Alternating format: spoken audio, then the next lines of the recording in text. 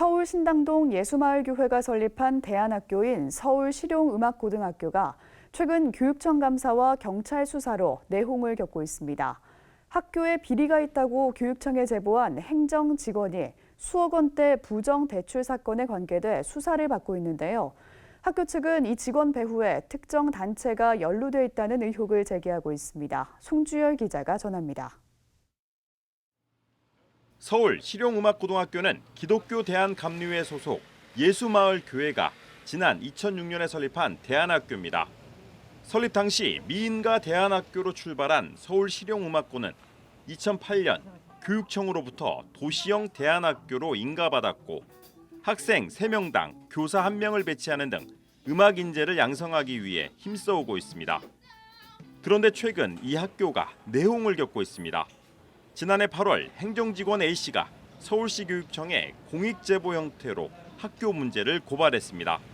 교육청은 제보 내용을 토대로 감사를 벌여 관리 소홀과 재정 의혹 등 일부 사안에 대해 경찰에 고발 조치했고 현재 학교 측과 행정소송을 진행 중입니다. 그런데 최근 제보자 A씨가 수억 원대 부정 대출 사건에 연루돼 경찰 수사를 받고 있다는 사실이 알려지면서 그 배경에 관심이 모아지고 있습니다.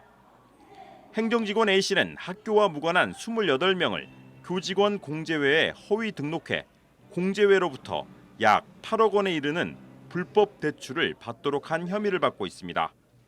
학교 측은 A씨가 교직원 공제회에 불법 등록한 이들이 타 교단 소속 목사가 운영하는 특정 단체 회원 또는 그 가족인 것으로 파악된다고 밝혔습니다. 상기 공제 불법 대출자 중에서 소속단체 회원들 및 놀라운 것은 그 가족들이 이 교직원 공제에 들어 있었다고 하는 것에 대해서 깜짝 놀라지 아니할 수가 없었습니다. 학교 설립 이후 처음 진행되는 교육청 감사를 앞두고 학교 내부 문제를 교육청에 고발한 제보자가 감춰져 있던 불법 대출을 주도한 혐의를 받고 있으며 그 배후에 특정 단체가 존재한다는 주장입니다. 학교 측은 공익제보 제도를 이용한 행정직원 A씨가 정부기관의 보호를 받으며 여전히 회계 업무를 담당하고 있다면서 이는 공익제보 제도 취지에 맞지 않는 일이라고 주장했습니다. 회계 자료조차도 정리가 전혀 안 되어서 회계가 투명하지 않은 그런 상태에서 학교 행정이 올해 2020년이 시작이 되었습니다.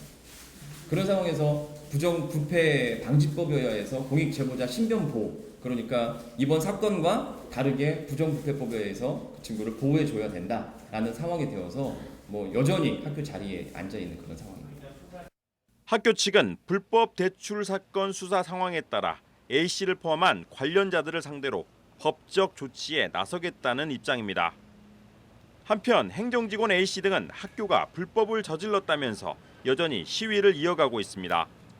시위 중인 A씨 측에게 관련 내용에 대한 입장을 듣고자 했지만 향후 전화로 입장을 밝히겠다고 말했습니다.